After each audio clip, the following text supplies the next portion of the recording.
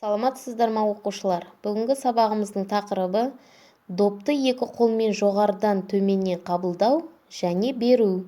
Сабақтың мақсаты екі қолмен төменнен және жоғарыдан допты қабылдау мен беруді үйрену және шабуыл соққыларын жасаумен танысу. Волейбол сабағындағы қауіпсіздік ережелерімен таныстыру.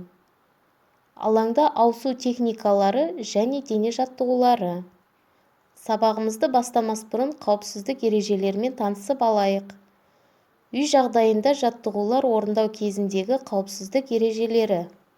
Бірінші, жаттығу орындайтын жердің тазалығы. Екінші, қасында кедергі болатын сынатын заттарды алып тастау.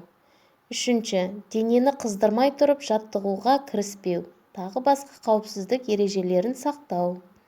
Негізгі бөлімімізді бастамас бұрын жалпы дамыту жаттығуларын жасап алайық. Сәлеметсіздер ме достар? Бәріңізде мықты, сау және төзімді болғыларың келеді. Ол үшін не қажет? Әрине жаттығу. Мен қазір бір қатар жаттығуларды көрсетемін. Олар әрдайым шырақ болуға көмектеседі. Ал бастайық. Барлық жаттығуларды 4-5 рет қайталауға болады. Көзге жаттығу жасайық. Бас қозғалмауы тиіс. 1 дегенде солға қарайсыз, 2 дегенде оңға қарайсыз, 3 дегенде жоғары, 4 дегенде төмен қарайсыз. 1, 2, 3, 4, 1, 2, 3, 4. Аяқтың арасын кең ашып тұрыңыз. Қолды белге қойыңыз.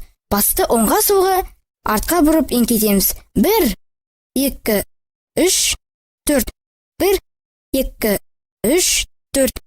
1, 2, 3, 4, 1, 2, 3, 4. Аяқтың арасын кең ашып тұрыңыз. Сол қолды жоғары, оң қолды төмен түсіріп, артқа алға қарай сермеңіз. 1, 2, 1, 2, 1, 2, 1, 2, 1, 2. Жүзу жаттығуы. Жүзген сияқты қолыңызды сермеңіз. Бұл иығы пен қолды жаттықтырып, омыртқаны түзейді. 1, 2, 1, 2, 1, 2, 1, 2. Екі жаққа қарай иілуді орындаймыз. Оң қолды жоғары көтеріп, солға қарай созуламыз. Қолды ауыстырып, оңға созуламыз. 1, 2, 3, 4. 1, 2, 3, 4. Аяқтың арасын кең ашып тұрыңыз. Қол екі жаққа созылған. Денені оңға және солға бұрамыз. 1, 2, 3, 4. 1, 2, 3, 4. 1, 2. Аяқтың арасын кең ашып тұрыңыз. Қолды аяқтың ұшына тигізуге тырысып, алға артқа еңкейіп шалқаямыз. 1, 2, 3, 4. 1, 2, 3, 4.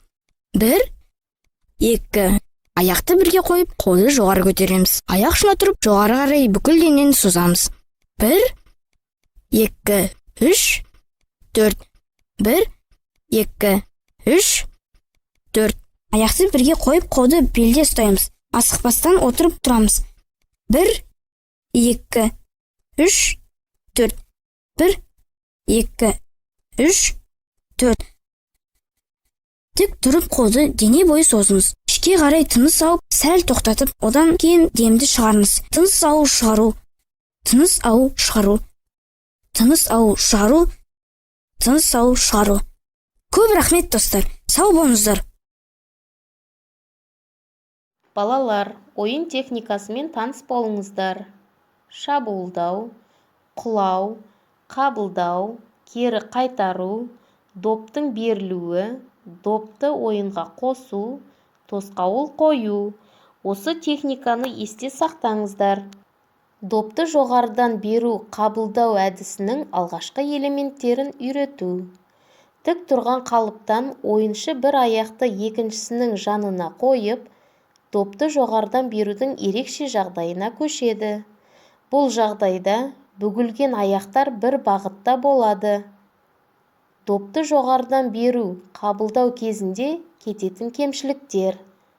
Қатар қойылған аяқтардың қозғалысындағы кішкентай сәтсіздік кез келген қозғалыстың дәлдігін бұзып, кеуденің қисаюына әкеледі. Суретке назар аударыңыздар.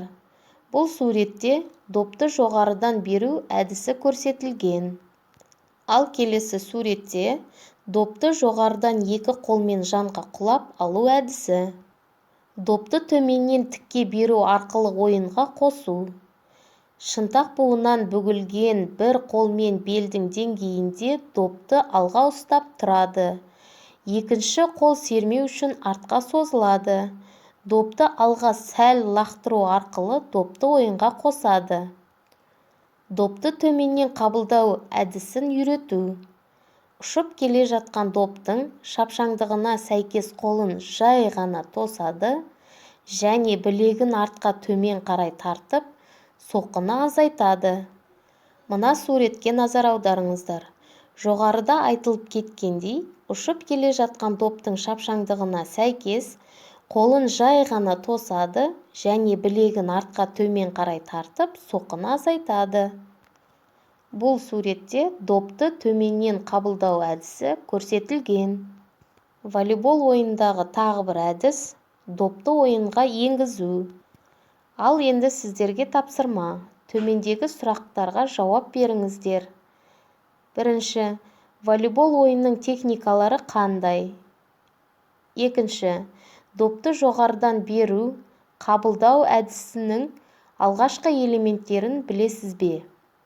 Үшінші, допты жоғарыдан беру қабылдау кезіндегі кеткен кемшіліктер қандай? Төртінші, допты төменнен тікке беру арқылы ойынға қалай қосамыз? Бесінші, допты төменнен қалай қабылдаймыз? Осымен біздің сабағымыз аяқталды. Назар қойып тыңдағандарыңызға рахмет. Сау болыңыздар.